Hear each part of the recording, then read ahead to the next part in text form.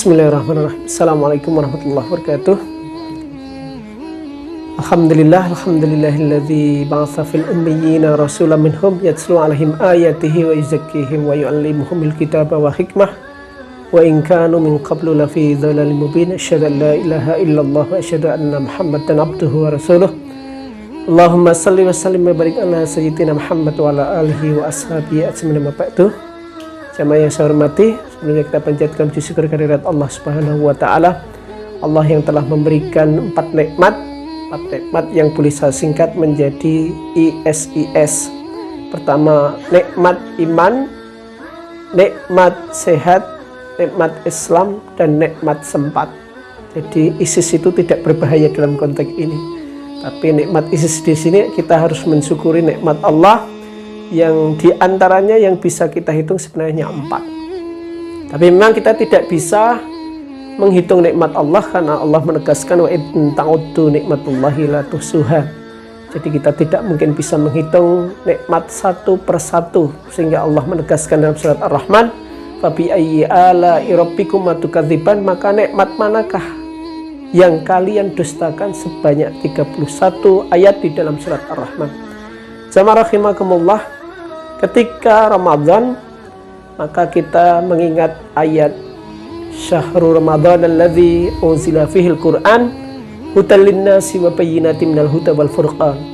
Tapi ayat yang paling favorit ya alladzina amanu kutiba alaikumusiyam kama kutiba alal ladzina min qablikum la'allakum tattaqun.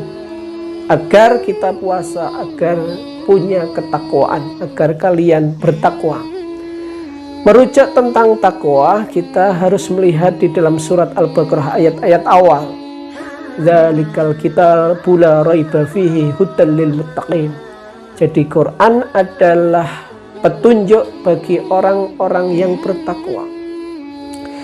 Nah, problem yang selama ini terjadi pada umat Islam, masih ada anggapan bahwa Quran itu seperti kitab-kitab selain kitab Al-Quran pada umat-umat non-Islam. Kalau kita melihat Al-Quran, sebenarnya perbandingan antara ayat ibadah muamalah dengan ayat ibadah mahdzah itu perbandingannya sangat besar. Satu ayat ibadah mahdzah berbanding dengan 100 ayat ibadah muamalah. Jadi yang namanya takwa mestinya lebih peduli terhadap lingkungannya, peduli terhadap masyarakatnya, terhadap tumbuh-tumbuhan yang ada di sekitarnya, peduli terhadap hewan yang ada di sekitarnya. Contoh kasus umpamanya bagaimana kita adil terhadap makhluk lain, contohnya adalah lebah. Kita bagaimana menghormati lebah, kita harus melihat di dalam Al-Quran dikatakan bahwa wa auha rabbuka ilan nakhli anittakhidhi minal jibali buyutan wa minasyajari wa mimma ya'risun. Keadilan kita terhadap lebah, kita lihat di ayat ini adalah wa auha rabbuka ilan nakhli anittakhidhi minal jibali buyutan. Jadi lebah itu membuat rumah, sekecil rumah lebah, kata Allah bahwa lebah itu mempunyai dan membuat rumah di rumah-rumah yang dibuat manusia itu sesuai sunatullah. Jadi kita tidak boleh mengganggu lebah, karena lebah punya hak hidup dari kehidupan manusia. Kenapa? Karena lebah punya fungsi yang luar biasa di dalam Al-Quran. Maka di dalam Al-Quran juga dikatakan di dalam surat Yasin bagaimana orang Islam mestinya peduli terhadap lingkungan hidupnya, tumbuh-tumbuhan. Kita lihat di dalam Al-Quran, di dalam surat Yasin, dikatakan bahwa yang namanya tumbuh-tumbuhan itu dalam rangka memberikan makan kepada manusia. Nah, disinilah sebenarnya apa yang ditegaskan oleh Allah di dalam ayat lain, bahwa ketika kita membunuh satu orang, mangqatala nafsan bighairi nafsin au fasadin fil ardi, atau membuat kerusakan di bumi ini, faka'annama qatalan nasa jami'a, seakan-akan orang yang membunuh satu orang dan membuat kerusakan di bumi ini faka'annama, maka seakan-akan dia qatalan nasa jami'ah, membunuh seluruh manusia. Kenapa? Kalau kita tidak peduli terhadap tumbuh-tumbuhan yang ada di sekitar kita, kita memangkas seenaknya sendiri, kemudian merusak tanam-tanaman itu sehingga tanaman itu tidak bisa memproduksi oksigen, berarti kita sebenarnya merusak seluruh manusia karena sumber oksigen itu hilang. Itu yang pertama. Kemudian yang kedua, kenapa membuat kerusakan di bumi itu sama saja membunuh seluruh manusia? Dikatakan di dalam surat Yasin bahwa ketika ada tumbuh-tumbuhan, maka di situ akan ada sumber air. Wafajjarna fiha minal uyun. Maka dari tumbuh-tumbuhan yang banyak maka akan muncul yang namanya mata air. Nah, ketika mata air itu hilang, kenapa? Tumbuh-tumbuhannya hilang. Maka sumber kehidupan kedua manusia selain oksigen adalah air.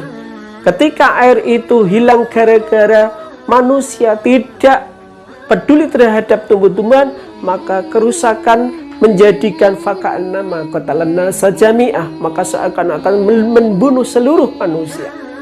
Maka Rasulullah SAW bersabda, "Man yazra'u zar'an aw yaghrisu gharsan fayakulu tayru aw bahimatu insanun fahuwa sadaqah." Barang siapa yang menanam tanaman dan merawat tanaman, may yazra'u zar'an aw yaghrisu gharsan fayakulu tayru, maka tumbuh-tumbuhan itu dimakan oleh burung, au bahimatan, atau binatang ternak, au insanun, atau manusia, maka itu termasuk sedekah. Maka sebenarnya ketika kita menjadi orang beriman, mestinya kita peduli terhadap lingkungan yang ada di sekitar kita. Contoh tumbuh-tumbuhan, berapa tumbuh-tumbuhan, tanam-tanaman yang kita tanam di sekitar kita? Pernahkah kita peduli terhadap tanam-tanaman yang kita tanam? Siapakah yang menanam tanaman itu?